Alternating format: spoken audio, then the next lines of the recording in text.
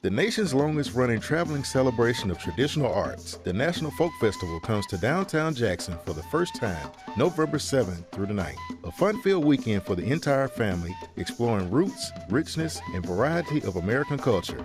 Non-stop music and dance, folk life demonstrations, hands-on children's activities, signature Southern foods, crafts, and more showcasing the best of America, the best of Mississippi, all free. We'll see you in November. More at nationalfolkfestival.com. Everlasting, the Legacy Podcast, is the official companion podcast to the upcoming MPB original documentary, focusing on the life of Medgar Evers. The companion podcast, hosted by me, Rita Brent, will feature in-depth conversations, extended interviews, and exclusive archive footage not shown in the documentary. Everlasting, the Legacy Podcast, video and audio episodes premiere September 18th. Find it on mpbonline.org or wherever you get your podcasts. MPB, your stories, our mission. Okie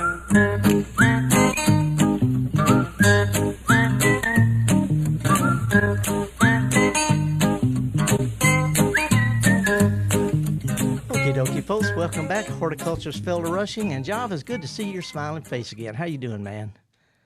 I'm doing fine. I don't know if I'm really smiling. I'm moving and grooving this morning like always. Yeah. Well, last week you were down with what I call the dreaded allergy. Yeah, I don't know what I had. My mom was saying it was maybe a touch of the flu because of how suddenly it jumped on me. But, yeah, I was out last week because I was not feeling real good.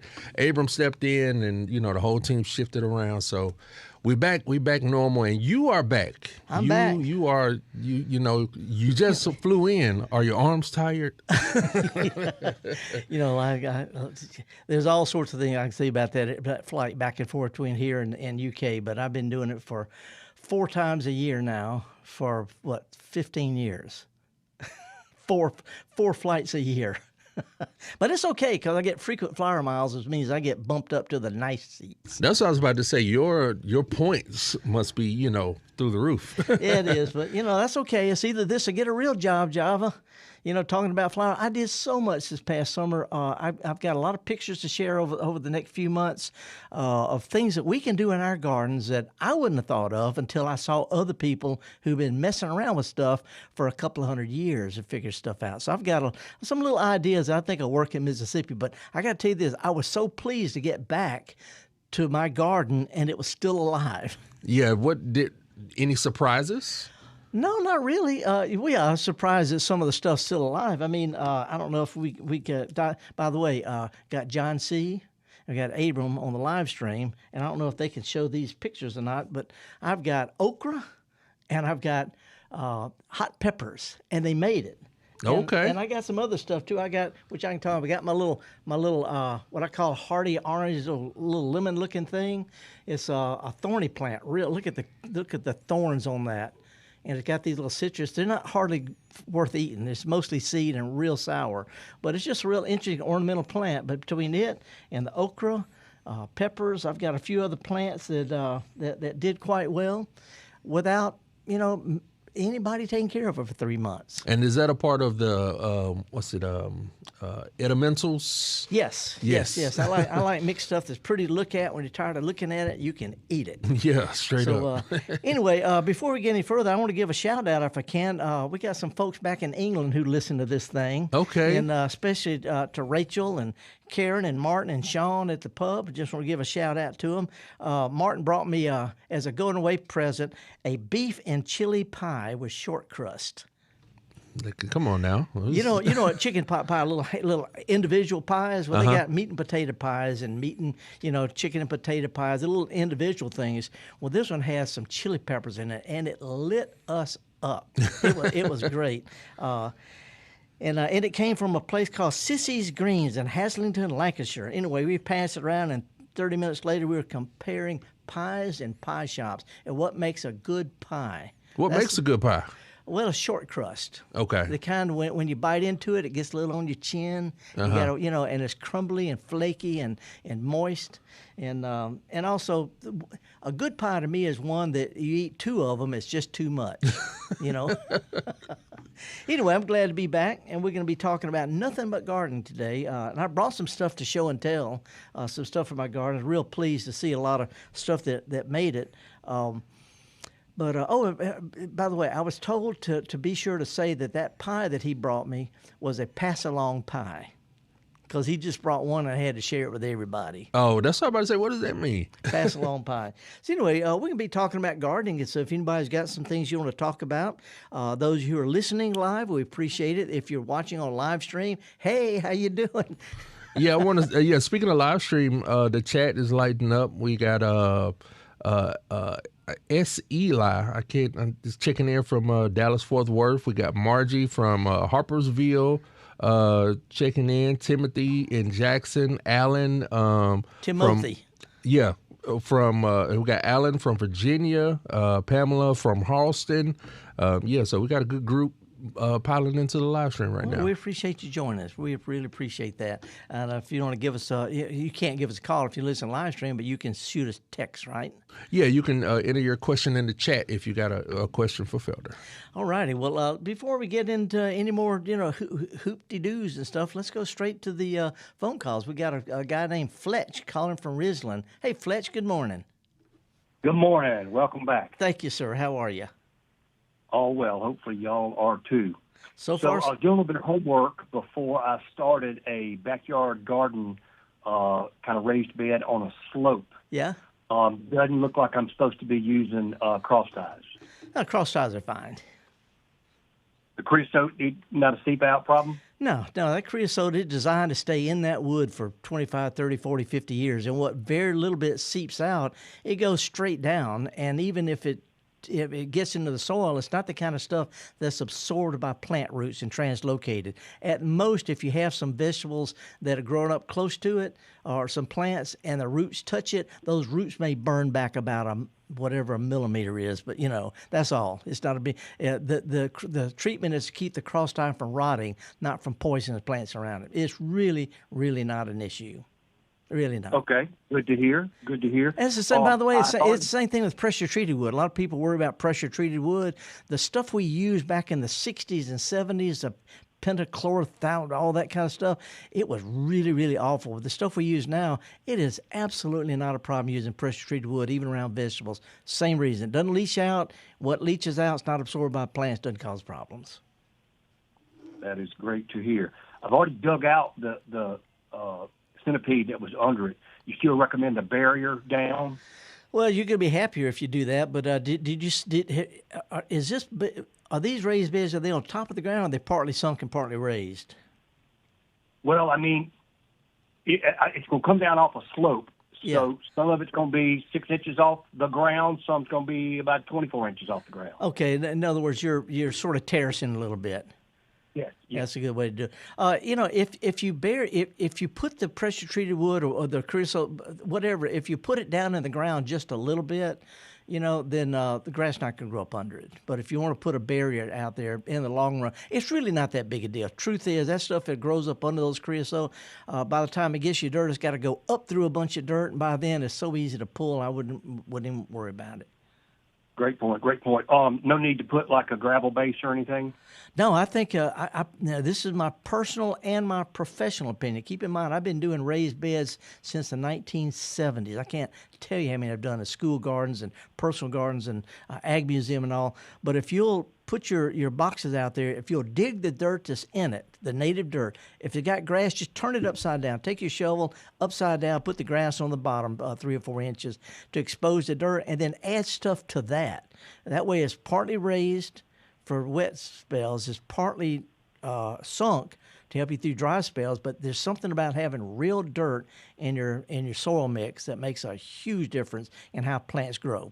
It's an amazing. So dig down, add stuff to what you got. Got it. It's a pain in the butt. It is a real pain to do this, but if you do it right, it is so much better. Yep. And one reason that we're putting the garden there is it's right adjacent to where the neighbor's yard spills their rainwater into us. So I'm going to try to capture that and let the gravity maybe put it back up. Yeah. And irrigate. Yeah, you could also get pressure treated boards and put little almost like, I don't know how to say it, WEIR, wares that sort of channel and funnel the water. All right. You know, little wings going out into the ground around it. Okay. So I'll look that up. Have fun with it, man. Oh no! Don't look it up. It's a concept. It's like putting your hand down there, make water run a different direction. Sure. Do you still use a Yahoo email or just the MPB? Either one, but rushingfelder@yahoo.com works fine. Or go to the felderrushing.blog. It's got a thing that says email me. Let's do some let's do some before and after pictures. All right, will do. Thanks, sir. All righty. Ooh, so far so good, Java. You think you remember how to do this, huh? Yesterday I got out, I got in late night before last. Late Tuesday night, early Wednesday morning. So I just sort of goofed off Wednesday. Thursday morning, while it was still cool, I went out and I did some weeding. And I didn't have a lot of weeding to do. As a matter of fact, I think I've got a picture. And unfortunately, I don't have a here we go, picture number 4. If we get John C. To put up this picture I've got, picture number 4, you can see my garden with the curb. And all the stuff that's in the street on this side of the curb is stuff I pulled out of that one little area. Yeah, I can see. Yeah, you did some work. I did a little pruning, but it was mostly just great. Right around the curb, where it was really sunshiny and where water had run down the neighbor's driveway, the grasses had got pretty good. So anyway, I got out there and I pulled them, threw them in my compost pile, and ready to go. Just want to let you know that gardening is not all that. It ain't all cookies and cream. But talk about that certified habitat, wildlife habitat post real quick. Well, the little sign. If you go to this National Wildlife Federation, NWF.org, National Wildlife Federation, they've got a little online forum. If you could say I've got something to feed wildlife, like something with berries or some flowers or a bird feeder. If you got some kind of water, even a little bird bath out there, if you've got some shrubs they can nest in, then you can have a certified wildlife habitat. Something that's good for the wildlife. And it's not that hard. Anyway, I put the sign out there partly to let the neighbors know I'm doing all this on purpose.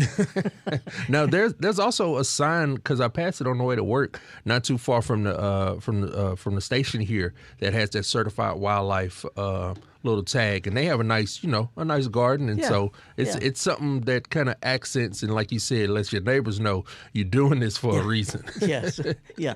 It's just like I haven't cut my hair in years. I'm an old guy from the 60s, and I still got long hair, but I shave to let people know at least I know what to do. There you go. So anyway, let's go to Jackson and talk with Jim. Jim, thank you for holding. How are you?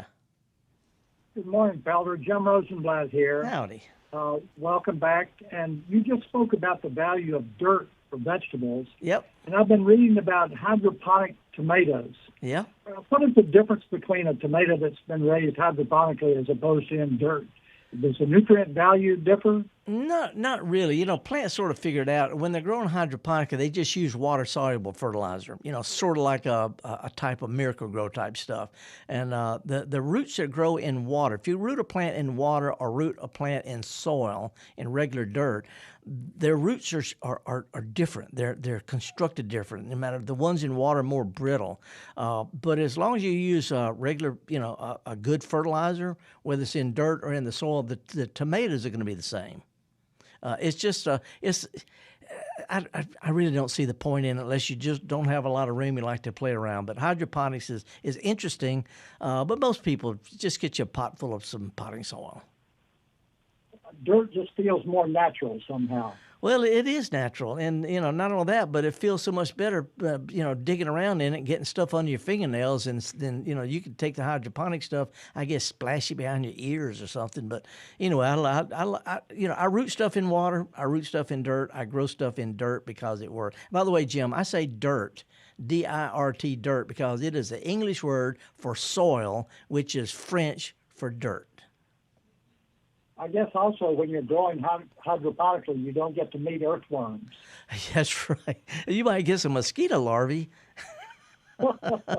Anyway, we appreciate your call, Jim. Thank you, sir. Thanks, Felder. All righty. Now, Felder, I know you're excited, but we need to take our first break of the hour. We I know we got callers. David in Oxford. We got Kent in Mobile. We want to ask y'all to hold on.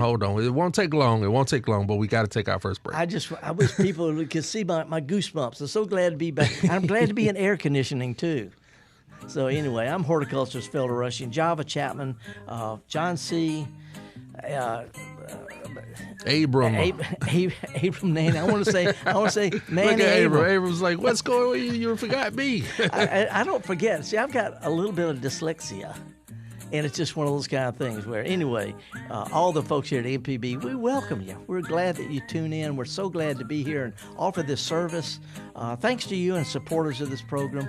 We're going to take a little bit of a break and come back with this nonprofit Mississippi public broadcasting program called the Gestalt Gardener. We're going to take a break. We'll be right back after this.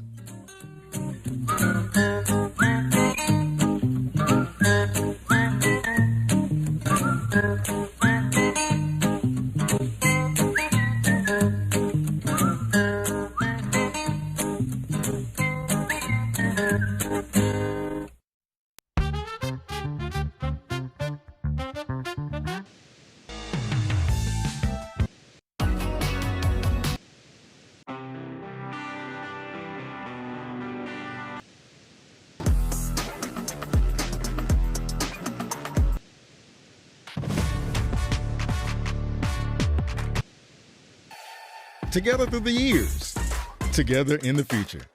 MPB, your stories, our mission. Every parent wants their child to grow, to explore, and to dream big. At MPB, we're proud to support families and teachers across Mississippi with trusted educational programming and resources that inspire learning and spark imagination. From PBS Kids favorites to digital tools and early learning support, MPB is here for young minds, engaged classrooms, and families who believe in the power of learning at every age. Empowering families, inspiring learners. MPB, your stories, our mission. The nation's longest running traveling celebration of traditional arts, the National Folk Festival, comes to downtown Jackson for the first time, November 7th through the 9th. A fun-filled weekend for the entire family, exploring roots, richness, and variety of American culture. Non-stop music and dance, folk life demonstrations, hands-on children's activities, signature Southern foods, crafts, and more showcasing the best of America, the best of Mississippi, all free. We'll see you in November. More at nationalfolkfestival.com.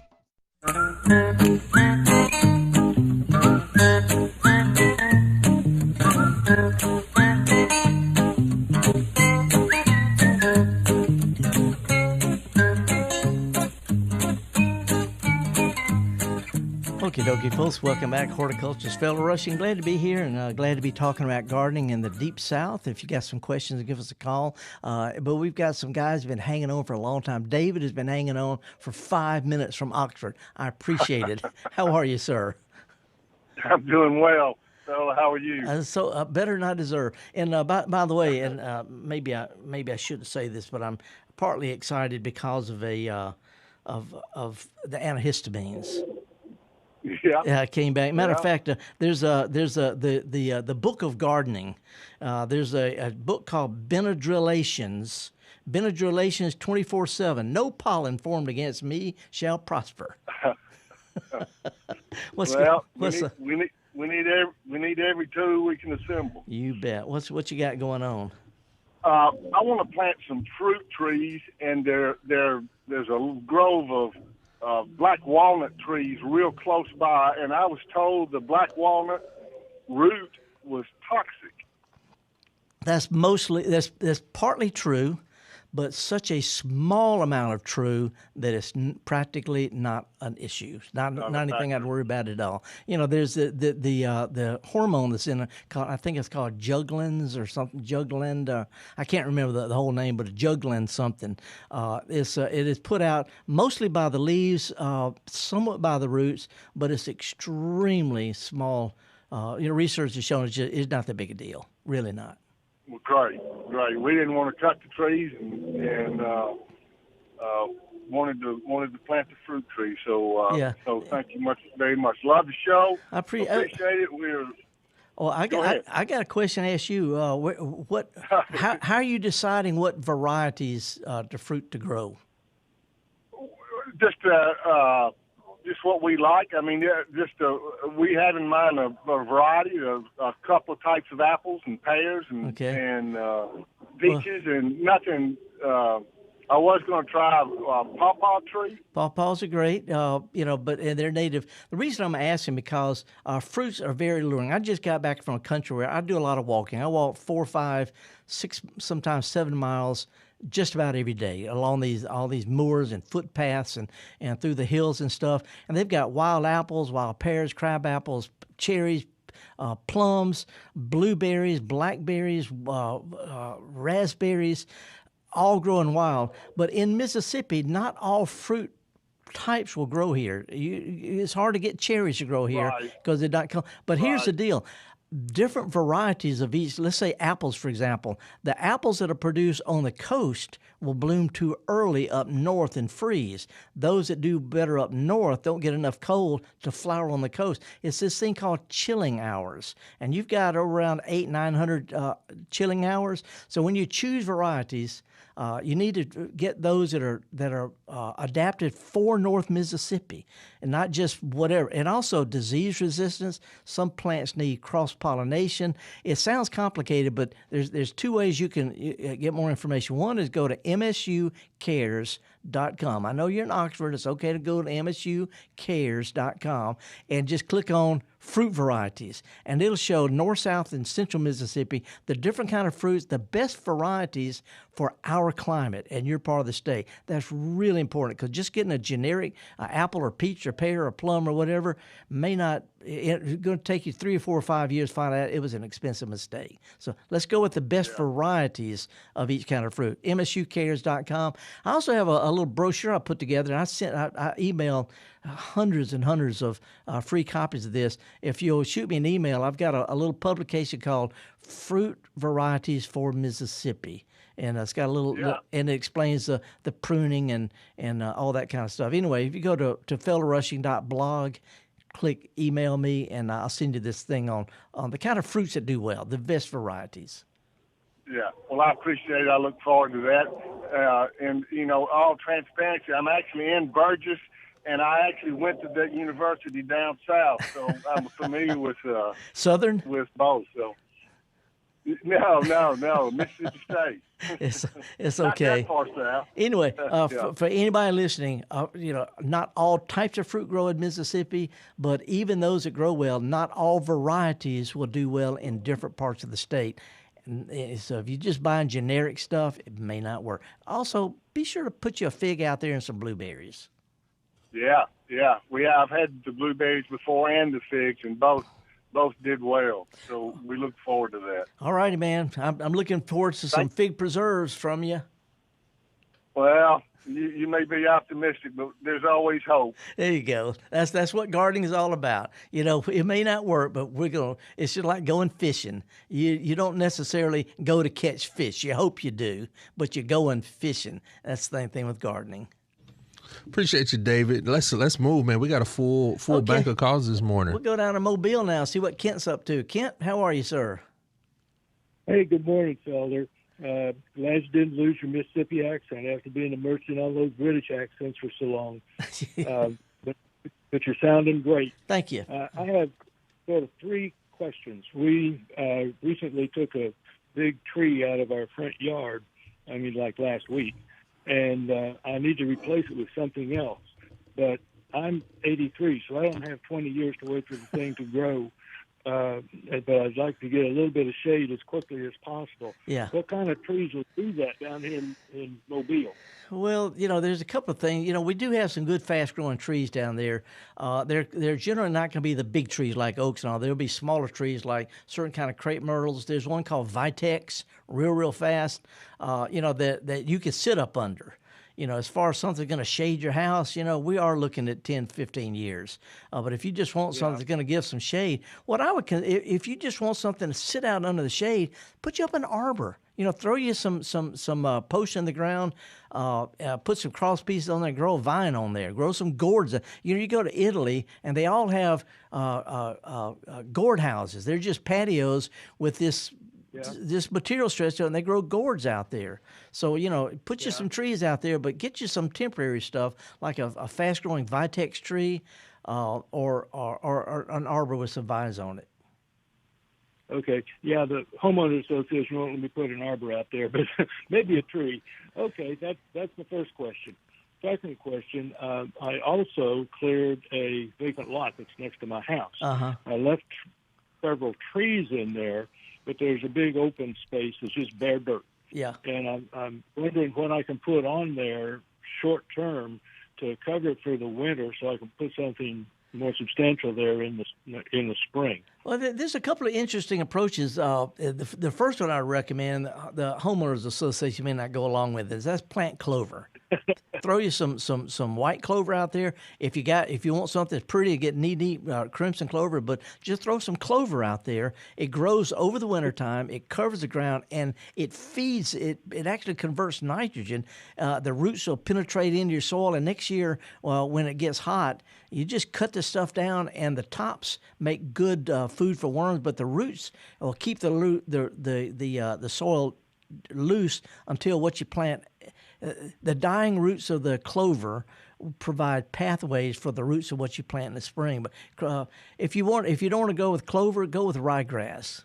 Nobody's going to have any problem with that. Okay. Wait till towards the end of this month or October and throw you some ryegrass seed out there, some clover if you think you can get away with it, and they grow great over the wintertime. Yeah, I think I can do the clover and the ryegrass. I think I can put both those out there. I don't think that'll be a problem. There's a little bit of a tree barrier in the front of the lot, so I might be able to get away with that. Yeah, they both do great over the winter. Okay, and when should I do that? How soon? I'd wait on the coast. I'd wait till October. And here's it. You're probably not going to be able to water that, but if it's possible, just to wet the seeds down. When you throw a seed out there, when it first cracks open, it's real vulnerable. It's got a little root sticking out in the air. If it dries out because it's hot and dry or windy or something like that, so it's great if you could just wet the area down, not water it, but just wet it down every couple of days till the seeds sprout, and then it can take it from there. But okay. Best bet wait till October. Okay, but I don't need to rough up the ground or anything. No. This stuff grows in the crack of the sidewalk. Okay. My third question: which is better at weed suppression under bushes and things, pine straw or mulch? Well, pine straw is a mulch. Mulch is a term for anything that covers the ground. I prefer bark because of three things. Okay. First of all, it doesn't take as much. It only takes an inch or two layer of bark to completely cover the soil and allow for settling. It takes 3 or 4 or 5 inches of pine straw. Bark is easy to throw out there and just rake into place. And as it decomposes, it actually feeds the soil, whereas pine straw just sort of sits there. It's got a waxy covering. So pine straw looks nice. A lot of times it's free, but mulch bark will either shredded wood or bark will feed the soil. Doesn't take as much. A lot easier to put out there. Okay. Well, when they cleared this lot over here, they ground up a bunch of trees. Perfect stuff. Big machine ground them up, and so I could use that. Perfect stuff. It's perfect. And it may be a little chunky, and a year or so from now, you'll see little brown mushrooms popping up in it. Not a big deal. It's just stuff breaking down the bark. No problem at all. I prefer it. Red ones with white spots? Say what?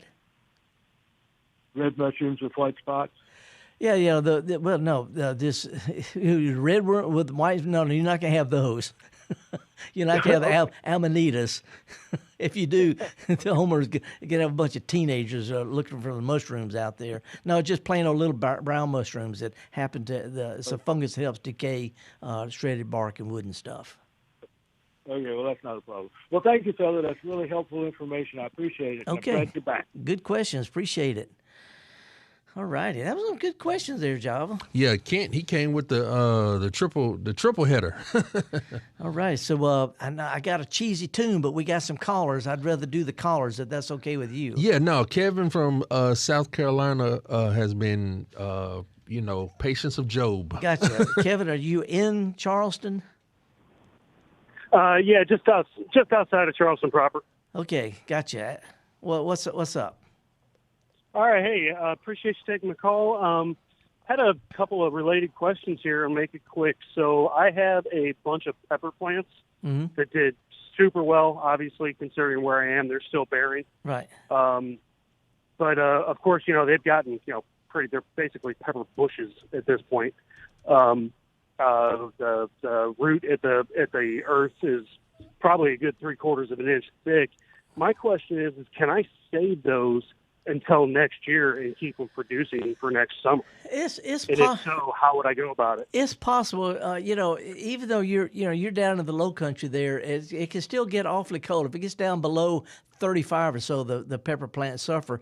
So you're going to need to put some of, maybe cut some of them back and put them in some pots. And if it's going to get below about 40 or 45, just drag them in. But you can leave them out. They grow year round in the tropics, where it doesn't freeze. But the main thing is just protect them from freeze. You might be better off just so it's going to be a lot of trouble unless it's just a hobby you got. I just plan on getting some new plants next year, saving some seeds and starting some new ones because it's going to be a real pain to keep them alive over the wintertime. You can do it. I've had a pepper plant for 9 years one time. Trouble, and frankly, it's kind of sounding like no. So thanks for that advice. Okay. The other thing, same topic, and I've got a bunch of ferns, pothos, kind of a lot of hanging plants in our little outdoor area. Uh-huh. Is that stuff that I should just be taking inside during the winter? Maybe throw a UV light on them at night to keep them going for the summer. It's better to leave plants out and only bring them in during freezing weather. They do better in the real temperature. Even cool temperatures is better for the plants. The rain and the humidity and stuff like that. If you bring them in, they're gonna look ratty. So you're gonna have to cut them back before you put them back in. Some plants are worth saving. Hibiscus, some big ferns, airplane plants. You can cut those plants back and bring them in and put them back out. That's the main thing. All right. Hey, good enough. I sure appreciate your time. Have a good one. Oh, I got to ask you something. Have you ever been out to Middleton Place? Middleton Place, not very far from where you are? Oh, yeah. I've been out there several times. I went there, actually. You told me about the, if I'm not mistaken, the oldest crepe myrtle. That's right. It was went out there and visited. Yep. It was the first crepe myrtle planted in North America, Middleton Place, 1783, I think.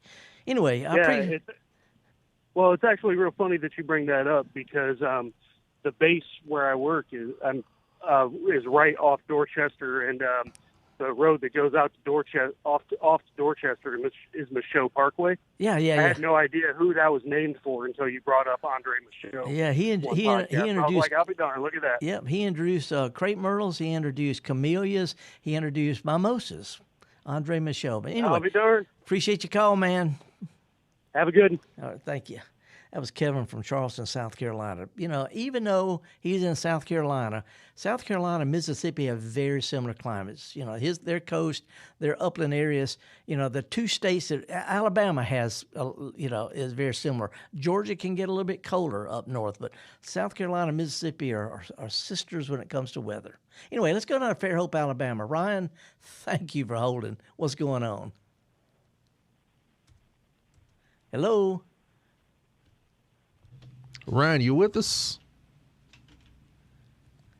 Oh, well. Yeah, I don't know, Ryan. Call back. I see something about St. Andrew's crossing or something. Yeah, that's it's an X-shaped cross. It's the English flag. English flag is white. It's got a red cross on it. It's St. Andrew's cross. And it is sort of a Roman thing, a diagonal, like a big X. Okay. Well, and Ryan, if you can, give us a call back. We'll be here waiting. But you ready for the cheesy tune break? Yeah. Oh, and I forgot to mention, it's also the national symbol of the flag of Scotland. Is it some of your people? No. Yeah, but when you say Great Britain, talking about England, North Ireland, Scotland, and Wales, and they care. There's a difference. That's right. That's right. It's like, are you from America? Are you from Canada? Well, Canada is America. So is Mexico, but I'm from the United States of America. Anyway, horticulturalist Felder Rushing. Got a few things to show. If you want to give us a call and talk about stuff, it'll keep me from having to show off stuff that I brought today. But I've got garlic to plant, I've got some kale I'm going to set out this weekend. I've got some dirt to dig. I've got some mulch to spread. But I did a bunch of weeding. I did a little bit of mulching. I picked up some sticks. I blew some leaves. Life is good. And we're going to take a real quick break and come back and talk about what's going on in your garden. I'm horticulturalist Felder Rushing, me and Java and the folks at MPB. We're glad you joined us.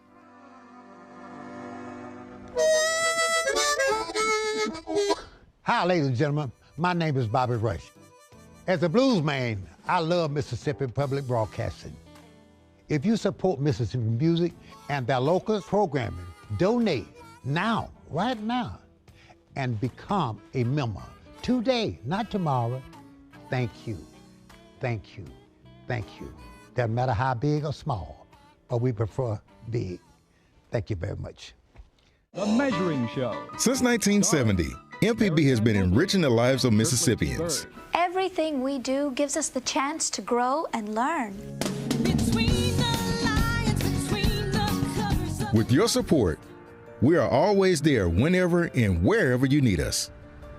Together through the years, together in the future. Please consider making a donation at mpbfoundation.org. MPB, your stories, our mission.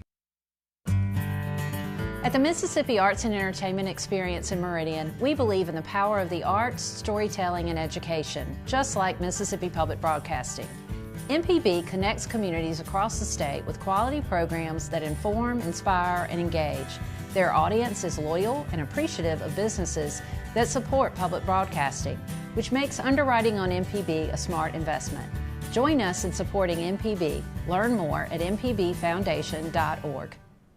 When the weather turns severe, when breaking news affects your family, when Mississippi needs answers, MPB is there. We provide real-time emergency alerts, trusted news coverage, and live broadcasts of emergency updates. Available on TV, radio, and online. MPB is on the air and by your side every day of the year. Because when it matters most, Mississippi turns to MPB. Mississippi's trusted source. MPB, your stories, our mission.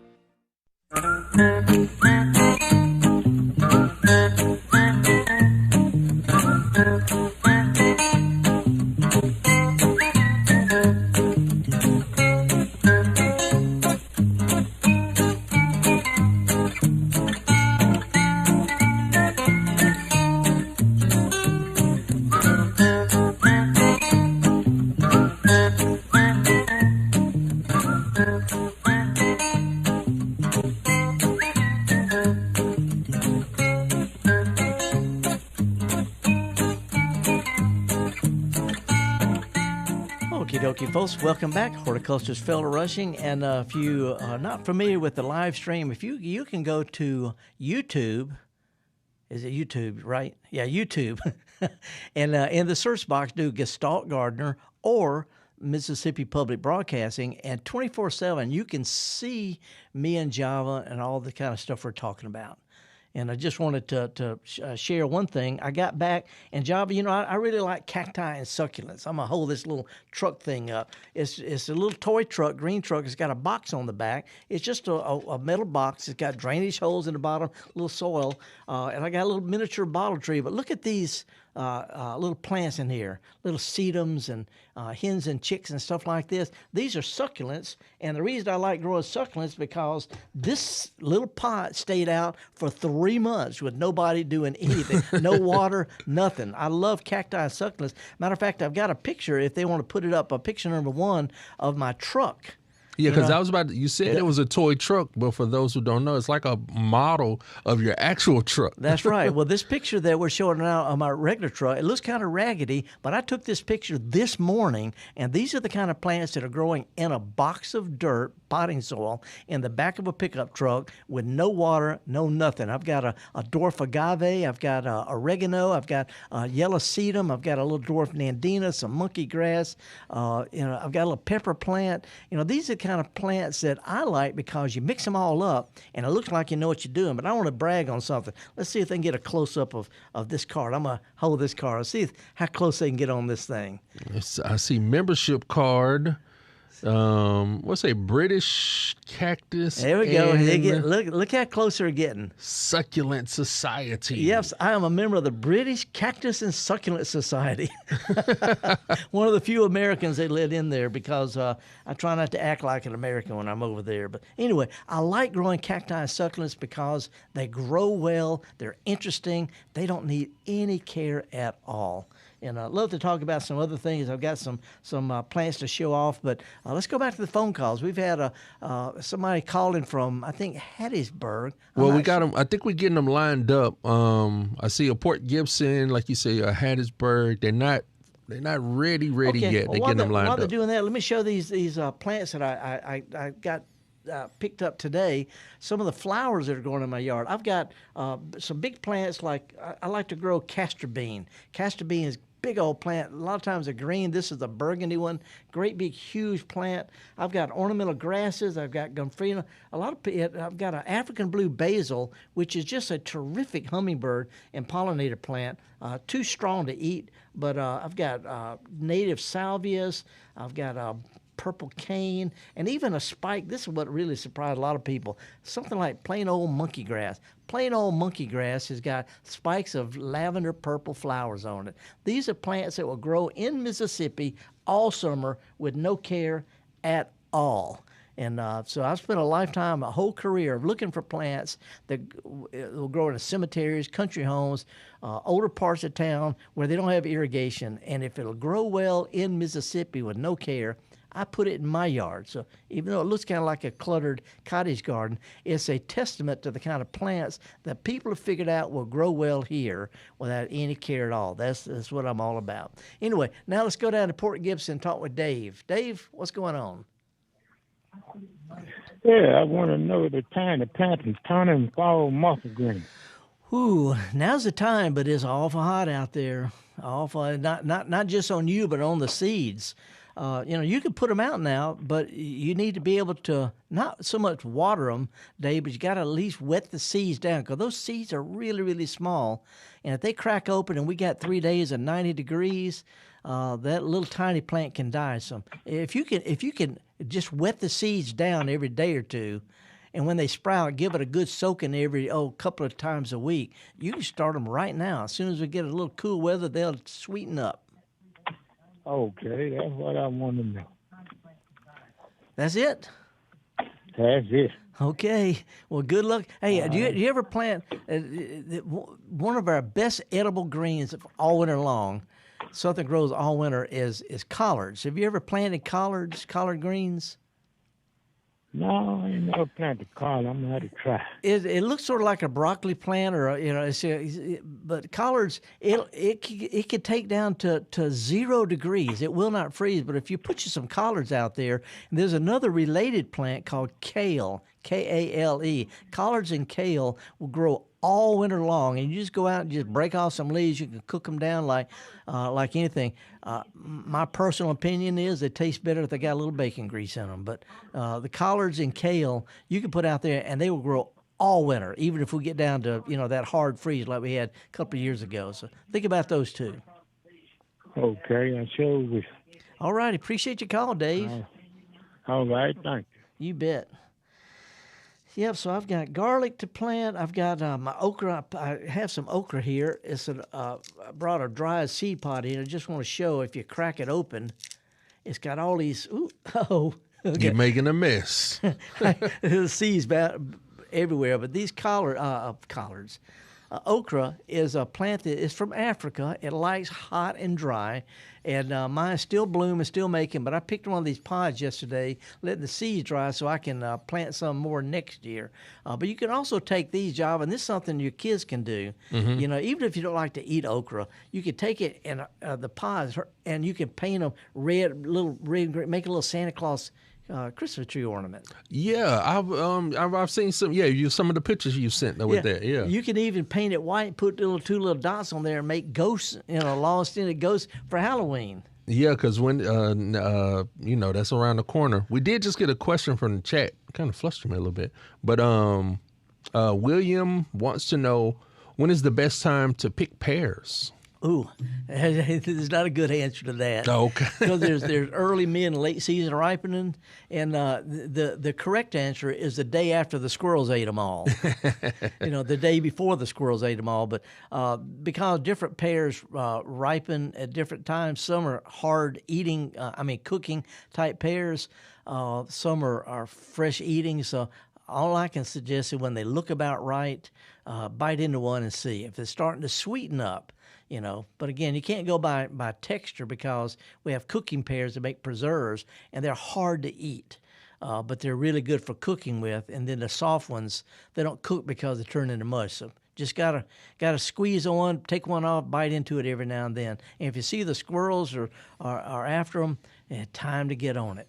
Time to get on it. Now, are pears one of the fruit trees that need the chilling hours? Yeah, there's some pears that do well on the coast that that they don't need very many chilling hours, so they bloom early. Okay. And if you plant them up north, they get all the chilling hours they need. First warm day that comes along, they bloom, and then a freeze gets them. So we have different varieties for north, south, and central Mississippi. There's one other thing about fruit plants, Java. Some like blueberries will pollinate themselves, but they'll have better fruit if you have two different varieties. Figs are flowers. They don't need pollinating. But peaches, plums, apples, and pears usually need two different varieties to cross-pollinate. We do have some that'll get around that. There's a pear that's called Orient, O-R-I-E-N-T, Orient, and another one called Kefir, starts with a K. They're self-fertile, and they grow well in Mississippi. So, cross-pollination, right varieties. It can be kind of frustrating for people to plant something and come back 3 years later, 4 years later, and just not do it. Now, when you say different varieties, you mean like you need some Honeycrisp and you need a Gala? Yeah, you need a Red Delicious and a Dorset. Okay. That kind of thing. And it is a big deal. It is really a big deal. One of the things that when it comes to unusual plants, I'm looking for plants all the time, new plants, because the garden centers in Mississippi tend to buy what they think people will buy. They don't just put plants out there hoping people will put it out there. Just like you go to a farmer's market, they don't grow weird stuff. They grow stuff people want to come in and buy. Yeah, tomatoes and cucumbers and just... Yeah, but gardeners, we like to push the things, and I don't know how close the camera can get on this, but there's a type of little succulent that's called Mother of Millions. Some people call it Mother of Thousands, the leaf of life. But these are the kind of plants that when they're succulents and they grow leaves and they have little plants that go around the edge of the leaves. I don't think they can quite get on this. No, stay right there. Yeah, stay right there. Okay, this does not look like much, but it's a tiny little plant that came off the leaf of a really cool variegated. It's got pink and white and green stripes on it. I just want to show how little this plant is. It's got roots and everything. But it came off the edge of a leaf of a plant. And when I grow this, it's got leaves with plants on the edges. Now we're finna get behind. Go to the overhead shot, and then Felder, put it to that camera that's right behind you. I don't know how to do that. No, you're gonna have to stand up, man. Oh, stand up. Yeah, the other camera, What, right there, that one right there. Yeah. How close can I get? I don't know. Stand up, see how close you can get. It won't even focus. Okay. That's what I was trying to see it. Okay, there it is. So now you can see the kind of different color on it. Yeah, it's got a little. It's like a little pink and that green little leaf. Yeah, a lot of people have been growing this plant. They call it Mother of Thousands because the leaves got look like alligator teeth, and they got little plants growing on the ends of the leaves, and everyone drops on the ground and grows in a new plant. It's sort of like this other plant I got. A lot of people call it hen and chicks. Hen and chicks is a plant that's got sort of a gray-green leaves. It's succulent, and it'll grow outside in an urn in a cemetery in Memphis. It's really, really tough. But every one of these little leaves, when they break off, every one grows a whole new plant at the base of it. See, that's the reason it's called Mother of Thousands, because, hens and chicks, little leaves fall on the ground and get a whole bunch of little plants growing on the base of it.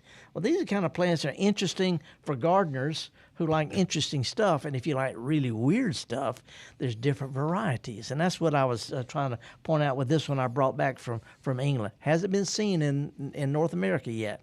Brand new. I saw it at a garden show, Royal Horticultural Society show, and the owner of this plant gave me a leaf of it, and I sneaked a little piece of it back. Now, Margie in Harleston, she just typed in the chat, Queen's Tears. Oh, yeah. And there's a lot of people who don't know what this plant, there's a plant called bromeliad, Spanish moss bromeliad, pineapple or bromelia, but these are plants that grow up in trees that hold water in them.